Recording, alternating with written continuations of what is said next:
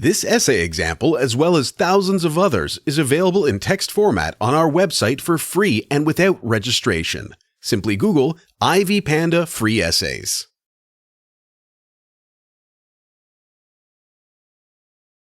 Every time I smell carne asada, my mind immediately returns to my childhood, and some of the most vivid memories of my early life pop up, arousing a feeling of nostalgic joy. I was 6 years old when my parents announced that my sisters Ashley and Kayla and I would visit our great-grandparents in Puerto Rico during the summer holidays. Abuela, our grandmother, would have accompanied us. The following 3 months were full of excitement, planning, and daydreams. Besides the official programming, led unequivocally by Mom and Grandma, there was a lot of underground conspiracy among the three of us. One of our main concerns was how to smuggle a couple of puppets in the suitcase, and we spent hours fantasizing about adventurous encounters with the forest animals. When the day of departure finally arrived, I realized that what I had always pretended to ignore would have become a reality for the following 2 weeks. Mom would not have come with us.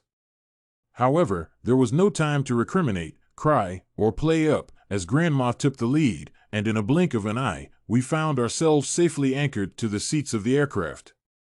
It was my first flight, and I was terrified when the plane started to roll. However, during the takeoff, Grandma held my hand tight, and everything went right. When the aircraft reached the optimal navigation altitude, it was pure bliss. Ashley, Kayla, and I huddled on the window, trying to guess where we were flying over. We were a bit loud, too, and I suspect that the old couple sitting in front of us got annoyed because of our chattering, screaming, and singing. After some hours, we landed safely at the International Airport of St. Juan, where our great-grandparents were waiting for us. It was the first time I met with Mima and Peepa, and the impact was simply overwhelming. Grandma and Mima could not stop hugging and crying. Peepa kept on shaking his head and smiling while he made us twirl through the air. I felt even a bit embarrassed for a moment, but the whole airport was full of kids whirling in the air, and people were hugging, crying, and smiling all around us. I will never forget that first warm and chaotic picture of a country that I would have soon learned to love. Finally, Mima looked at us and said, "Bienvenidos a Puerto Rico, ninas." The holiday had officially begun. Our great-grandparents lived in a small village about 2 hours by bus from the city, not so far from Guayanilla, a renowned seaside resort. The news of our arrival had already spread, and the whole village had gathered to welcome us, bringing cakes, candies, and fresh fruit juices. Indeed, it looked like a Caribbean ideal of paradise, at least until Grandma shouted that it was time for us to have a bath and some rest after the flight and the bus trip. Besides playing with the other kids and exploring the village, the days were marked by several farming activities, and we helped to take care of the garden and the animals. I loved to feed the chickens. It was a noisy and chaotic task, and the chickens were a bit clumsy and ridiculous. At home, there was a lot of chattering between Mima and Grandma, while Peepa was silent for most of the time. When he spoke, it was always to say something funny, though not always appreciated by Mima, who never missed a chance to reproach him. However, it looked as if they were playing a used game, and the affection that united them was evident. My sisters and I discovered that we had flocks of first, second, and even third cousins. You might say that the village was a large family. I made friends with Evelise, the daughter of a second cousin of Grandma. Together, we rode horses and went to the seaside almost every day.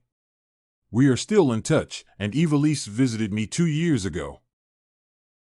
Perhaps the most exciting day of the whole holiday was the trip to El Yunque National Forest. El Yunque is a vast rainforest in the northeast of Puerto Rico. It took some hours by bus to reach the park, but the experience was rewarding from every perspective. The vegetation was luxuriant, and I could feel the energy coming from the depth of the forest.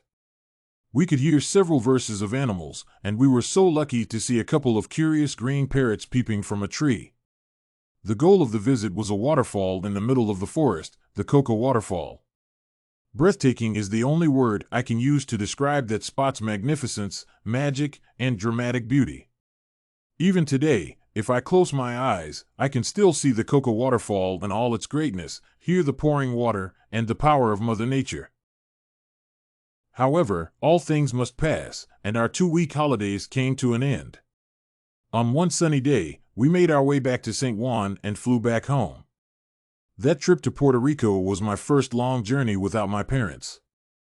I will always regard that small village near Guayanilla as a second home, where my sisters and I spent many happy days, pampered by the warmth of the ocean, the reassuring smell of the horses, and the unconditioned love of Mima and Pipa. If you want to find more works like this essay on holiday trip to Puerto Rico, head over to ivypanda.com. It has a collection of free samples with thousands of submissions covering virtually all academic subjects. No registration required to access it.